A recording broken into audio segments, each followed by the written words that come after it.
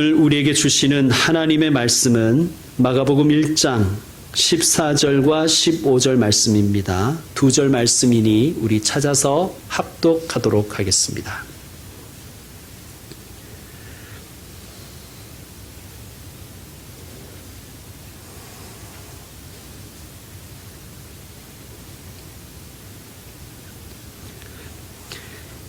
요한이 잡힌 후 예수께서 갈릴리에 오셔서 하나님의 복음을 전파하여 이르시되 때가 찼고 하나님의 나라가 가까이 왔으니 회개하고 복음을 믿으라 하시더라. 아멘.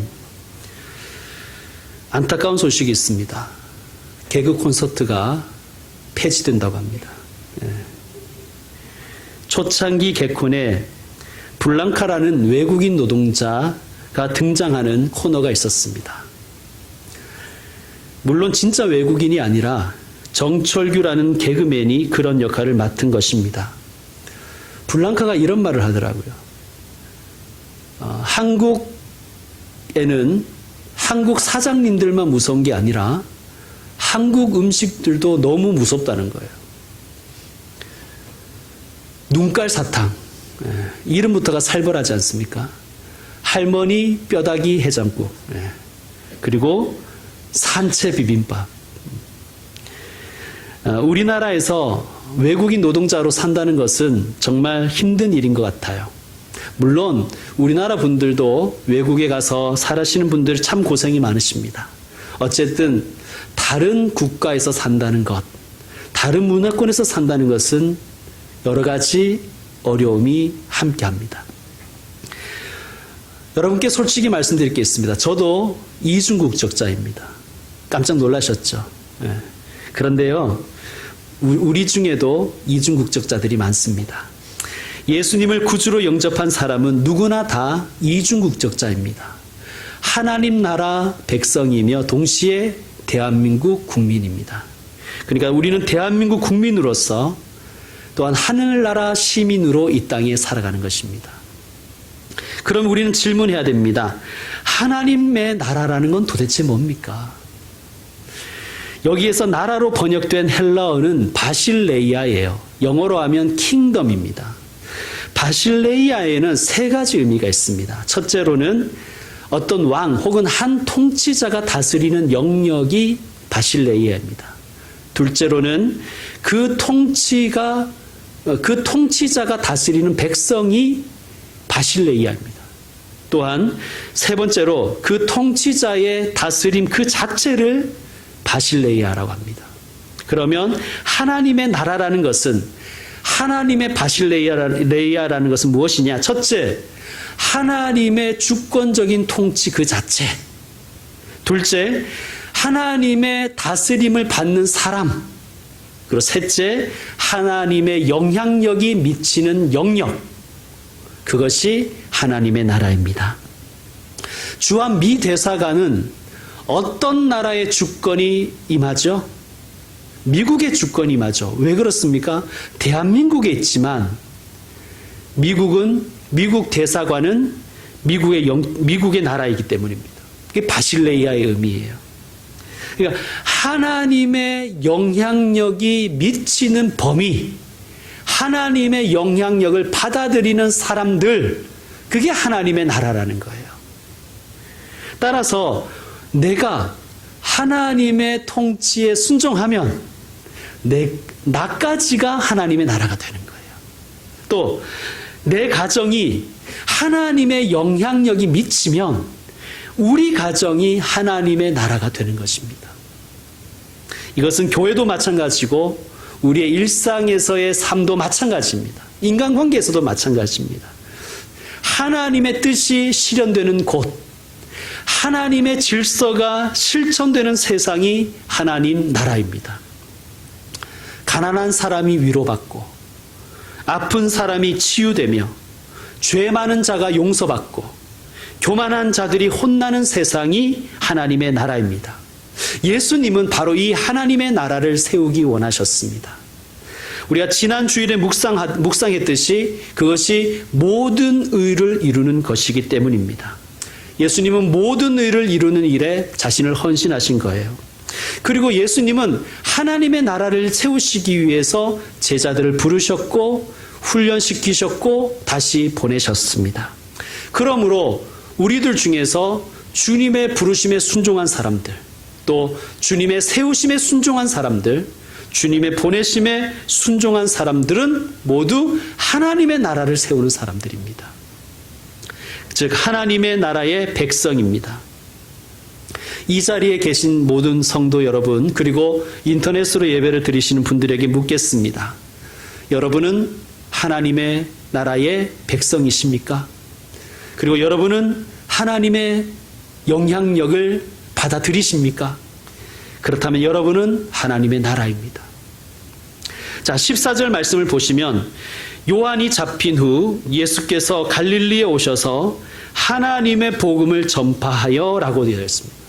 여기서 분명히 이렇게 말씀하시죠. 하나님의 복음. 아니 그냥 복음이라고 해도 되는데 왜 굳이 하나님의 복음이라고 했을까요? 그것은 무엇인가 대조적인 복음이 있기 때문입니다.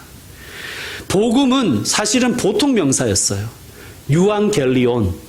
이것은 로마에서 통용되던 명사였습니다. 즉 황제의 즉위 소식이나 전쟁에서 황제가 승리했다는 소식이 기쁜 소식이죠. 그것을 유앙겔리온이라고 했어요. 황제의 복음이었습니다. 자, 황제, 새로운 황제가 즉위한다는 것은 기쁜 소식이죠. 로마인들에게. 왜 그렇습니까? 로마 황제가 즉위하면요, 며칠 혹은 몇 주, 몇 달 동안 축제가 벌어집니다. 그러니까 축제가, 파티가 벌어지니까 그 축제와 파티에 소비될 엄청난 물자가 제공된다는 것이죠. 무료로. 로마 시민들에게는 누구나, 모두에게. 그리고 황제가 새로 등극하면 수많은 혜택들을 하사품으로 황제가 승인해 줍니다. 복음 맞죠? 자, 로마가 승리했다는 그 승전의 소식도 복음입니다. 왜 그렇습니까? 자, 로마가 승리했다는 것은 더 이상 대적이 없다. 로마에 평화가 찾아왔다는 복음입니다. 그것뿐만 아니라 그 정복 지역으로부터 어마어마한 막대한 전리품들이 로마로 들어와서 로마 경제가 좋아진다는 소식입니다. 그러니까 복음이 맞지요. 그런데 자, 이 황제의 복음이 로마 시민에게는 복음이지만 로마의 적국에게, 특별히 로마에게 점령당한 피정복 지역의 나라와 백성들에게도 복음이었을까요? 그렇지 않죠. 그것은 위협이요, 파괴요, 약탈의 소식일 뿐입니다. 황제의 복음은 로마인에게만 복음이지만 반대로 하나님의 복음은 온 백성에게 미칠 기쁨의 좋은 소식입니다. 왜 그렇습니까? 다시 말씀드립니다. 가난한 자가 위로받는다. 아픈 사람이 치유받는다. 죄 많은 자가 용서를 받는다. 교만한 자가 혼나고 정의가 실현되는 나라가 있다. 복음이죠. 하나님 나라의 복음입니다. 여러분, 이 땅은요, 황제의 복음이 아니라 하나님의 복음이 필요합니다. 숨을 쉴 수가 없다. I can't breathe. 미국 흑인 남성 조지 플로이드가 백인 경찰 데릭 쇼빈에게 눌려 숨져가면서 남긴 말입니다. 미국은 인종차별을 철폐하기 위해서 수많은 법과 제도를 만들었습니다. 미국은 정말 법과 제도와 공권력의 나라입니다. 그런데 법과 제도와 공권력의 상징인 경찰에 의해서 흑인이 인권 침해를 당하고 죽음에까지 이르게 된 사건이 일어난 것입니다. 그리고 이 사건은, 이런 일은 한두 번 있었던 일이 아닙니다. 자, 황제의 복음, 미국의 복음은 세상을 구할 수가 없습니다. 이것은 비단 미국만이 아니죠.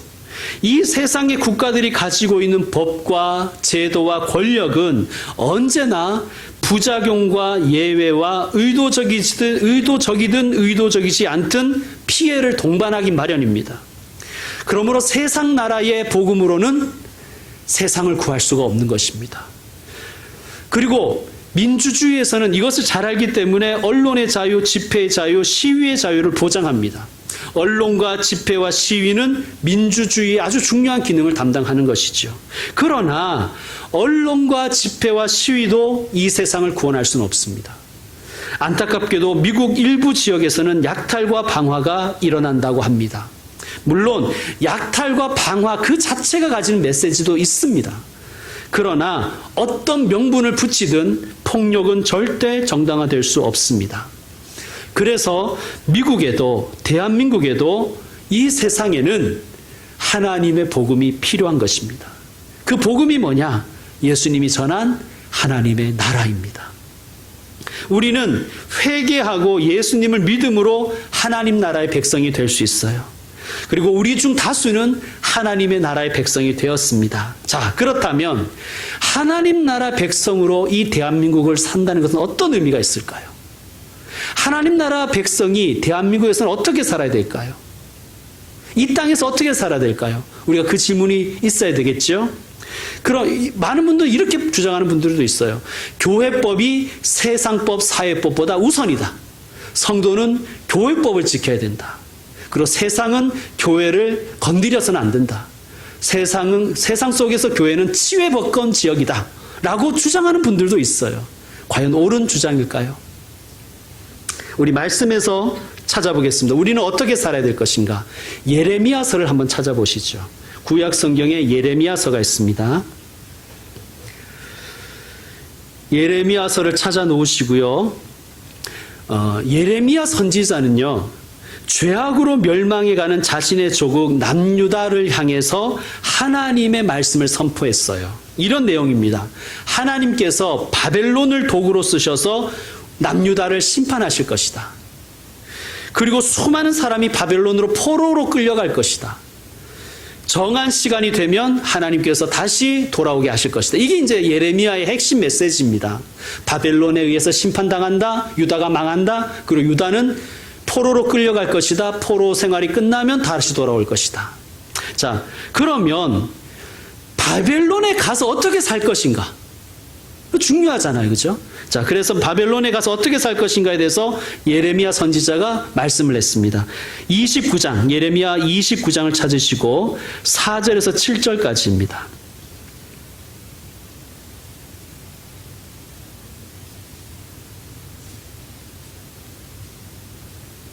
예레미야 29장 4에서 7절. 교독으로 읽겠습니다. 제가 먼저 29장 4절을 읽겠습니다. 만군의 여호와 이스라엘의 하나님께서 예루살렘에서 바벨론으로 사로잡혀 가게 한 모든 포로에게 이와 같이 말씀하시니라. 너희는 집을 짓고 거기에 살며 텃밭을 만들고 그 열매를 먹으라. 우리 김명희 권사님 텃밭 좋아하시는데 이 주신 말씀이에요. 텃밭을 만들고. 자, 아내를 맞이하여 자녀를 낳으며 너희 아들이 아내를 맞이하며 너희 딸이 남편을 맞아 그들로 자녀를 낳게 하여 너희가 거기에서 번성하고 줄어들지 아니하게 하라. 너희는 내가 사로잡혀 가게 한 그 성읍의 평안을 구하고 그를 위하여 여호와께 기도하라. 이는 그 성읍이 평안함으로 너희도 평안할 것이니라. 아멘. 자, 사로잡혀 간 성읍이잖아요. 포로로 끌려간 바벨론이에요. 그런데 뭐라고 되어 있어요? 그 성읍의 평안을 구하고 그를 위하여 여호와께 뭐하라? 기도하라. 여러분, 우리 교우 중에 이제 곧 미국으로 가서 사실 분도 있어요. 이 말씀 꼭 기억하십시오. 너희는 집을 짓고 거기에 살며 텃밭을 만들고 그 열매를 먹으라. 가정을 이루어 살며 거기에서 번성하라. 위축되지 말고 줄어들지 말아라. 그리고 그 나라 그 도시의 평안을 구하고 그 나라와 그 도시를 위해서 기도하라. 외국으로 나가서 사시는 분들 혹은 외국에서 영주권자로 사시는 분들, 이민자들뿐만 아니라 우리 모두가 이렇게 살아야 됩니다. 어디에서? 이 대한민국에서, 김포에서, 구례동에서, 마산동에서 우리는 이렇게 살아야 됩니다. 장기동에서. 여러분, 우리는 이 대한민국에서 복의 통로가 되어야 되는 거예요. 교회는. 교회는 그 자체로서 어디에 가나, 성도는 어디에서 살아가나 그 지역과 그 사람들에게 복이 되어야 됩니다. 그게 하나님의 뜻이에요. 하나님 이렇게 말씀하시지 않으셨어요. 너희를 잡아간 바벨론이니까 바벨론에 가거든 막 무슨 수를 써서든지 막 악착같이 빡빡 끌고 모아가지고 나올 때는 몽땅 챙겨서 나와라. 이런 말씀하지 않으셨어요. 그렇게 얘기하셔도 되잖아요. 악한 바벨론이니까 그냥 거기서 너희가 무슨 수를 쓰는데 돈 많이 벌고 악착같이 끌고 모아가지고 나올 때는 몽땅 들고 나와야 된다. 이런 말씀을 하지 않으셨어요. 그 성읍의 평안을 구하고 그 성읍을 위하여 기도하라. 여러분, 하나님 나라 백성으로 이 땅 대한민국 혹은 어느 곳이든지 이 땅에서 살아가는 방법이 바로 이것입니다. 다시 마가복음 1장으로 넘어오셔서요. 마가복음 1장의 2절에 보면 길이라는 단어가 나와요. 오늘 설교의 제목이 뭡니까? 그리스도인 길을 만드는 사람들입니다. 길 만드는 사람들입니다. 자, 2절에 보면 이렇게 되어 있습니다. 그가 내 길을 준비하리라. 여기서 그는 세례 요한을 가리킨다고 말씀드렸죠. 세례 요한의 사명이 뭐였습니까? 내 길은 여기서 예수님을 얘기하는, 메시아를 얘기하는 거예요. 예수님의 길을 준비하는 것. 그것이 세례 요한의 사명이었습니다. 그러면 우리의 사명은 뭐냐? 3절에 나와 있어요. 3절에 이렇게 말씀하십니다. 너희는 주의 길을 준비하라. 그가 오실 길을 곧게 하라. 아멘. 주의 길을 준비하는 것. 그리고 예수님이 곧장 오실 수 있도록 그 길을 곧게 하는 것. 길 만드는 것이 그리스도인의 사명입니다. 여러분, 우리는 길 만드는 사람들입니다. 하나님 나라 백성으로서 대한민국에 살 때, 이 땅에 살 때 얼마나 고단한 것이 많습니까? 그냥 이 땅의 백성으로만 살아도 힘든데 하나님 나라 백성으로 대한민국 시민으로 사는 것이 얼마나 괴롭냐고 말입니다. 왜 그러냐면 길이 잘 안 보이거든요. 길이 잘 안 보인단 말이에요. 때로는 길이 없는 곳도 있습니다. 그래서 하나님이 우리에게 이 말씀을 주신 것입니다. 사랑하는 아들, 딸들아, 너희 가정에 예수님이 오실 수 있도록 준비해라. 길을 만들어라. 너가 일하는 그 일터에서 또 네가 참여하는 사회에서 혹은 학교에서 주님 오실 길을 곧게 하라. 주님께서 우리에게 주신 사명입니다. 여러분, 마가복음은 로마의 교인들을 위해서 로마 교회 담임 목사인 마가가 썼다고 제가 말씀을 드렸지요. 마가는 로마 교회의 담임 목사였습니다. 로마 교인들은 로마를 너무나 잘 알고 있는 사람들이죠. 로마는요, 길을 만드는 나라였어요. 로마가 길을 만들면 그 길을 통해서 군대가 가서 세계를 정복하고 그 길을 통해서 세계를 지배했습니다. 여러분, 우리 그리스도인들은요, 이 세상 가운데 하나님 나라의 길을 만드는 사람들이에요. 우리가 그 길을 만들면, 그 길을 준비하면 예수님이 가셔서, 성령님이 가셔서 그곳을 다스리고 치유하시고 지배하실 것입니다. 그것이 하나님의 나라입니다. 이제 말씀을 마무리하겠습니다. 남아있는 나날이라는 제목의 소설이 있습니다. 동명의 영화도 있고요.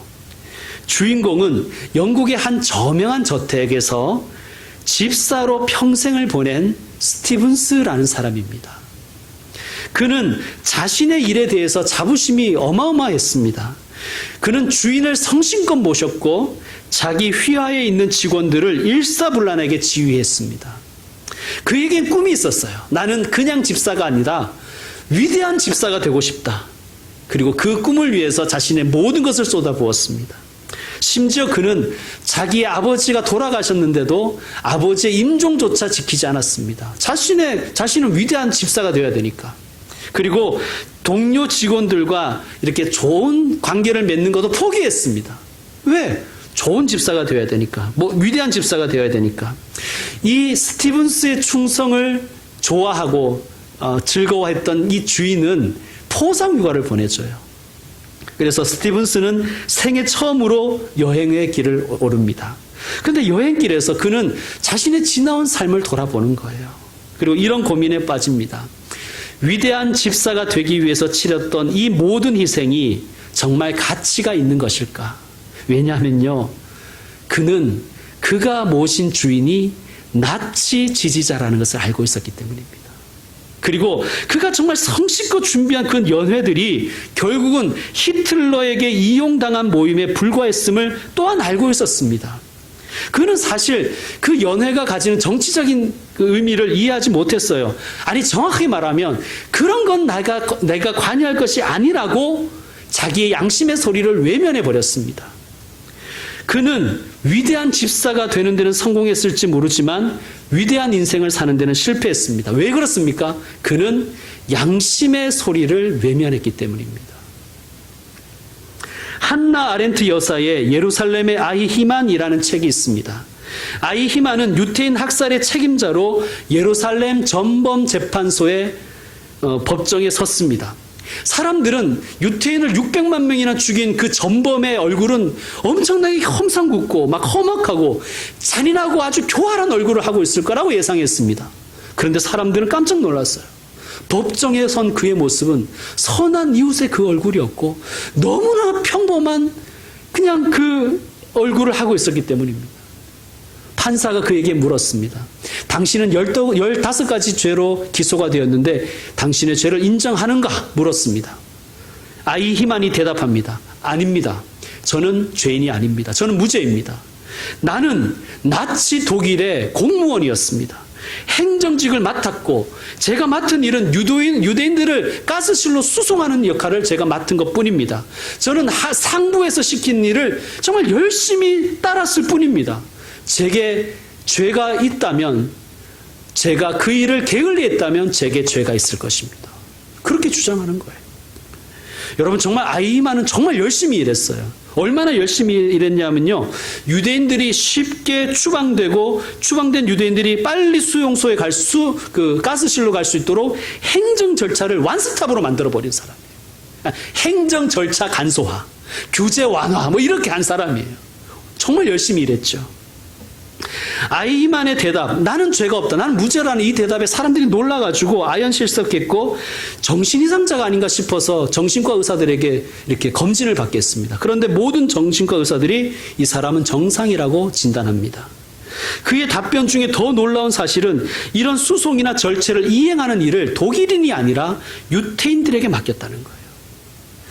그러니까 어떤 유태인은요, 자신이 그 가스실로 가기까지 한 번도 독일인을 만난 적이 없다는 거예요. 단 한 명의 독일인도 만나지 않고 가스실까지 간 유대인들이, 유대인에 의해서 유대인들이 가스실로 간 유대인들이 너무나 많았다는 것입니다. 그래서 아히만은 자신이 하는 일에 대해서 일말의 죄책감도 느끼지 않았습니다. 오히려 자신의 일에 자부심을 느꼈어요. 자, 여러분께 묻겠습니다. 스티븐스의 문제가 뭡니까? 아히히만의 문제가 뭐예요? 그리고 동족 유태인들을 가스실로 보내는 일에 협조했던 그 유태인들의 문제가 뭐였습니까? 한나 아렌트 여사의 말을 빌리면 생각하지 않는 죄입니다. 무사유의 죄. 내가 하는 일이 이 세상에 어떤 영향력을 끼칠 것인가? 악한 영향력을 끼칠 것인가? 선한 영향력을 끼칠 것인가에 대해서 생각하지 않는 것이 죄라는 거예요. 예수님이 말씀하셨습니다. 하나님의 나라가 너희 가까이에 있다. 무슨 뜻이라고 말씀드려요? 이제 커밍 순이 아니라 하나님의 나라가 너희가 선택할 수 있도록 너희에게 주어져 있다는 거예요. 그리고 말씀하십니다. 회개하고 복음을 믿으라. 무슨 뜻입니까? 하나님의 나라를 외면하지 말아라. 먹고 살기 바쁘다고 하나님의 나라를 외면하지 말아라. 생각을 하고 살아라. 생각해보면 하나님의 나라를 갖다 대고 세상 나라를 갖다 대면 생각할 거리가 생기잖아요. 생각하고 회개하고 복음을 믿으라. 복음을 생각하며 살아가라고 예수님은 말씀하시는 거예요. 여러분, 그리스도인은 길을 만드는 사람입니다. 길에서 가장 중요한 게 뭘까요? 얼마나 편안한가가 중요한 게 아니에요. 길에서 가장 중요한 것은 방향입니다. 경상도 말로 시크 닦았는데, 시크 포장했는데, 이 길이 아닌 게 뭐 이래버리면 안 되잖아요. 방향입니다. 방향. 하나님 나라와 세상 나라를 생각하며 살아가십시다. 하나님 나라 백성으로 이 대한민국에서 예수님의 복음 붙들고 이 세상 한가운데서 하나님 나라의 방향을 생각하며 길을 만들어가고 준비하고 곧게 하는 일, 그것이 저와 여러분의 사명인 줄로 믿습니다. 이 사명에 헌신하는 주의 백성들이 다 되시기를 주의 이름으로 축원드립니다. 기도하겠습니다. 하나님 감사합니다. 우리를 하나님 나라 백성으로 삼아주셔서 감사합니다. 또한 대한민국 국민으로 이 땅에 살게 해주셔서 감사합니다. 혹은 어떤 나라의 거주자로 살게 하여 주셔서 감사합니다. 하나님, 우리가 살아가는 그곳이 하나님 나라 되기를 소망합니다. 내 가정에 하나님 나라가 임하고 나의 일터에 하나님 나라 임하기를 소망합니다. 예수님께서 하나님 나라를 세우시기 위해서 십자가로 길을 만들어 가신 것처럼 우리도 하나님 나라와 주님의 길을 위하여 길을 만들어가는 백성이 되게 하여 주시옵소서. 하나님 나라 백성으로 이 땅을 살아간다는 것은 쉽지 않고 어려움이 많은 인생임을 우리는 고백합니다. 그러나 하나님, 고난이 있을지라도 영광스러운 하나님의 나라를 기대하며 살아가게 하여 주옵소서. 우리가 살아가는 곳이 우리로 인하여 복되게 하는 생명의 길을 만드는 사람이 되게 하옵소서. 예수님의 이름으로 기도드립니다. 아멘.